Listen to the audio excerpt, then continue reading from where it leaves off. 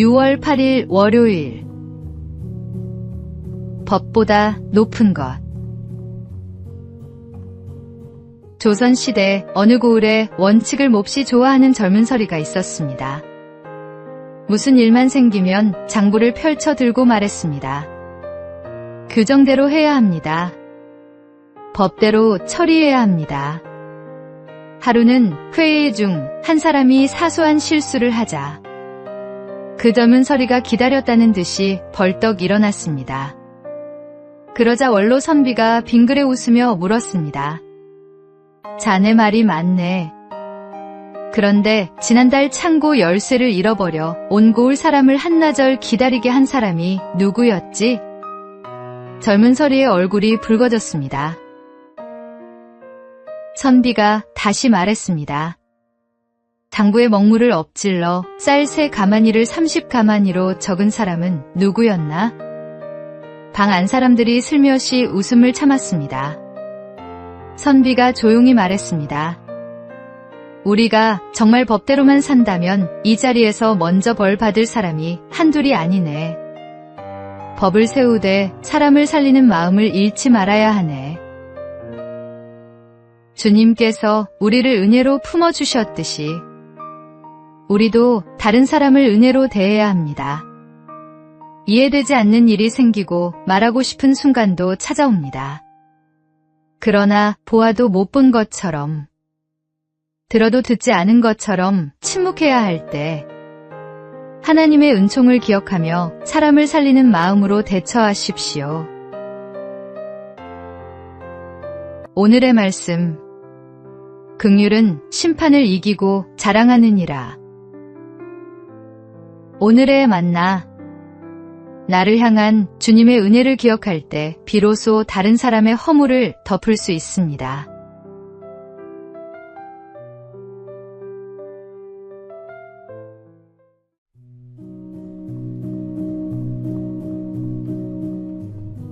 (6월 9일) 화요일. 내려온 사랑.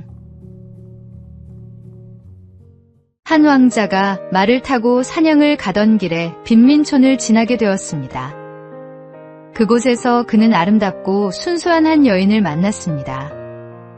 왕궁으로 돌아온 뒤에도 왕자는 그 여인을 잊을 수 없었습니다.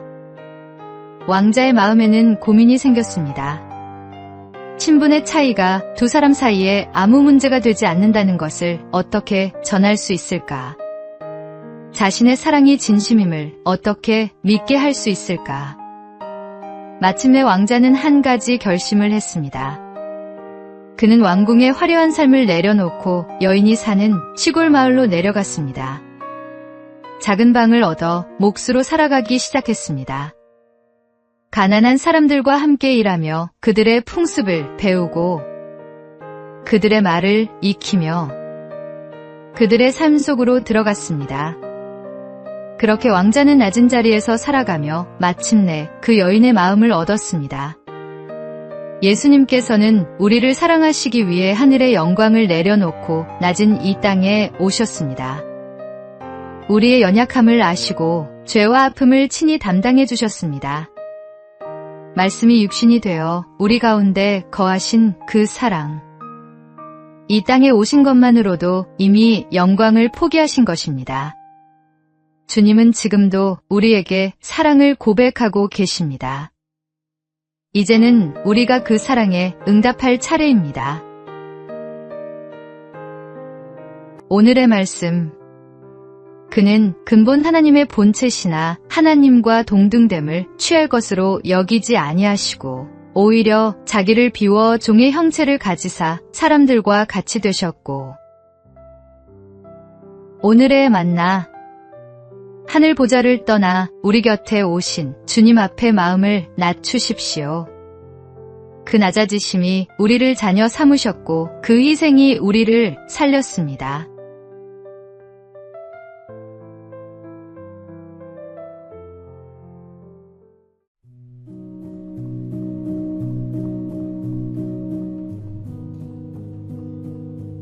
(6월 10일) 수요일. 코와 눈의 다툼. 사이좋게 자기 역할을 감당하던 코와 눈이 어느 날부터 서로를 못마땅하게 여기더니 마침내 다투고 말았습니다. 먼저 코가 눈을 향해 말했습니다. 너는 얼굴 안쪽으로 쑥 들어가 있어서 볼품이 없어. 얼굴이 예뻐 보이는 건 내가 이렇게 오뚝하게 나와 있기 때문이야. 눈은 몹시 화가 나 눈꺼풀을 내려버렸습니다. 그러자 앞을 보지 못한 얼굴은 넘어지고 말았고 코는 바닥에 부딪혀 피가 났습니다. 코피를 솜으로 틀어막은 코는 억울한 마음에 단단히 마음을 먹고 냄새 맡기를 멈추었습니다. 그러자 볼 줄만 알던 눈은 겉모습만 보고 먹어서는 안 될 음식을 먹고 말았습니다. 사람은 누구나 자기만의 역할과 쓰임이 있습니다. 겉으로 더 돋보이는 사람이 있고 보이지 않는 자리에서 필요한 일을 감당하는 사람도 있습니다. 어느 한쪽이 중요하고 다른 한쪽은 하찮은 것이 아닙니다. 서로의 자리가 다를 뿐 모두가 함께할 때 비로소 온전한 모습이 됩니다. 우리 공동체도 마찬가지입니다. 잘 보이는 섬김과 보이지 않는 섬김이 함께 어우러질 때 아름다운 교회가 됩니다. 내 자리와 다른 사람의 자리가 다름을 인정하고 서로를 존중하며 세워줄 때 하나님의 몸된 교회는 더욱 건강하게 세워져 갑니다. 오늘의 말씀.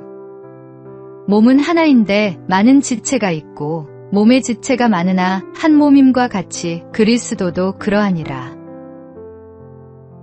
오늘의 만나. 내 역할이 돋보이지 않는다고 낙심하지 마십시오. 보이는 자리와 보이지 않는 자리가 함께 어우러질 때 공동체는 더욱 건강해집니다.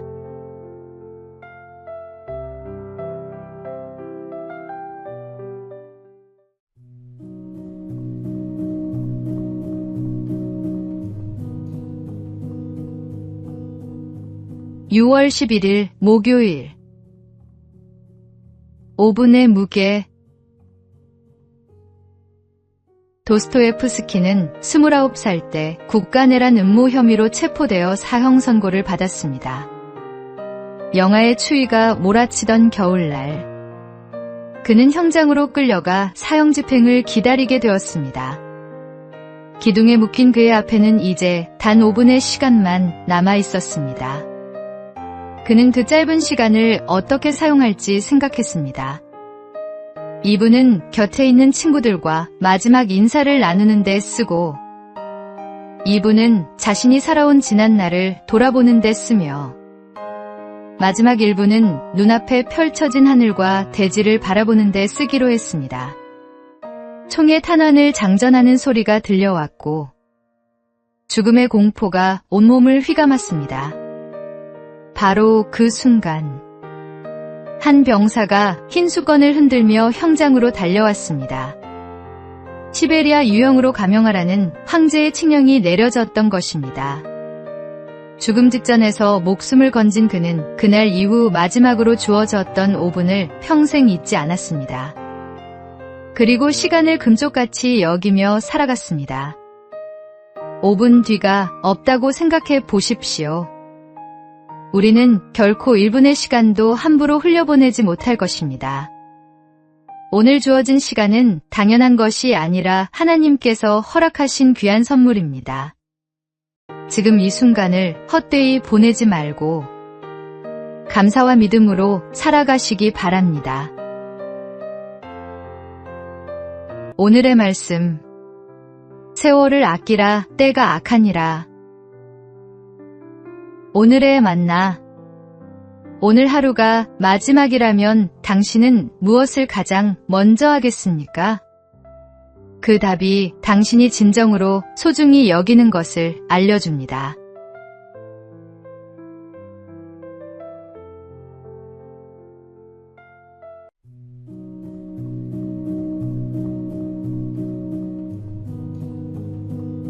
(6월 12일) 금요일.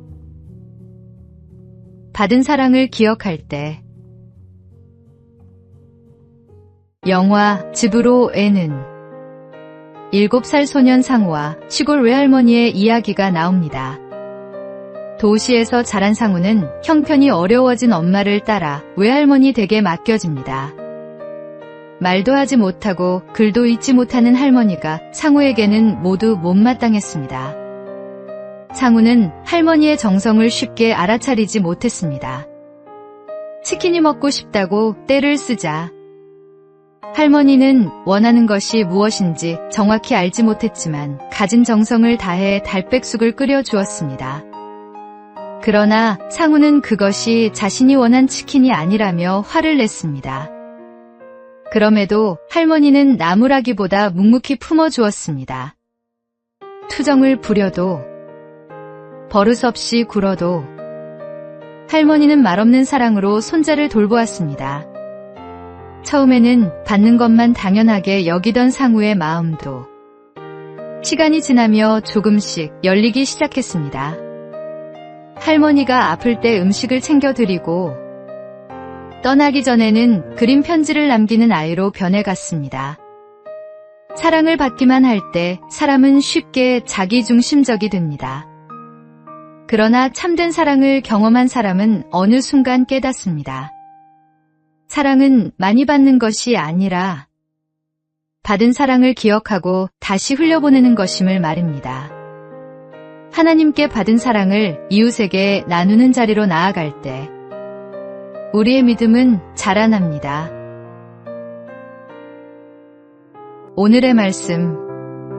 사랑하는 자들아, 하나님이 이같이 우리를 사랑하셨은즉 우리도 서로 사랑하는 것이 마땅하도다. 오늘의 만나. 사랑받는 사람이 되는 것도 복이지만 사랑할 줄 아는 사람이 되는 것은 더 큰 은혜입니다.